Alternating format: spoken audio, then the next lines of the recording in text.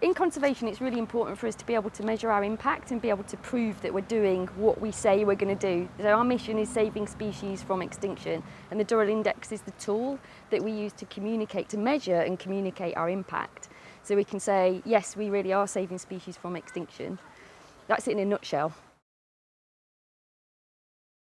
The Durrell Index it basically includes a number of indicators at the global level, so similar to key performance indicators that an organisation might have, and that wraps up all of our impact to that global headline level. But also we've got indicators at the species level, and these tend to be quite data-driven indicators. So we can talk about things like Durrell's Red List Index, which is our mission level indicator. So it tells us how many species we've saved from extinction, for example. But the Durrell Index also includes all of the data that lies beneath that. So obviously there's loads of data coming to us from the field, from our programmes all around the world, and also here at the park. So the park is very much also part of the Durrell Index.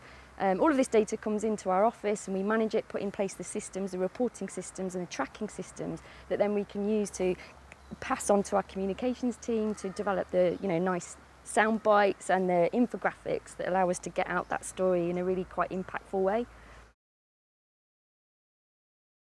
Already we've seen some great results from the index. It was used as part of the nomination process for Carl Jones's Indianapolis Prize award, which he was successful, so he won that this year, which was fantastic. So we're really starting to see the benefits of having all of this data at our fingertips, ready to use, and increasingly we're using the Durrell Index data in funding applications. What the Durrell Index allows us to do is to say to funders, we can do this, we've got it, we know what we're doing, we've got this great track record of success.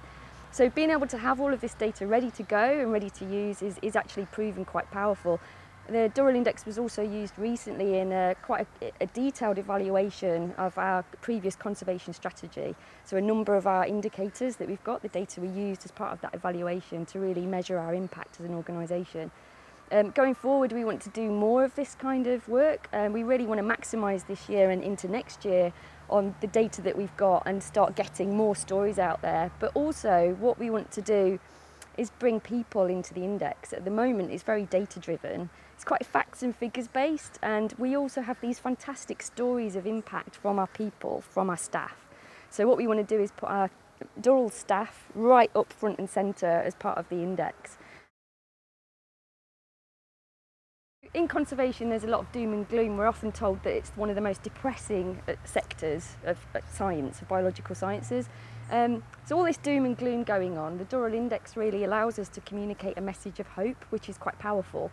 So we can say conservation does work, we can do it, we can turn back the tide and save species from extinction, and I think that message of hope is really crucial to what we're trying to achieve with the index.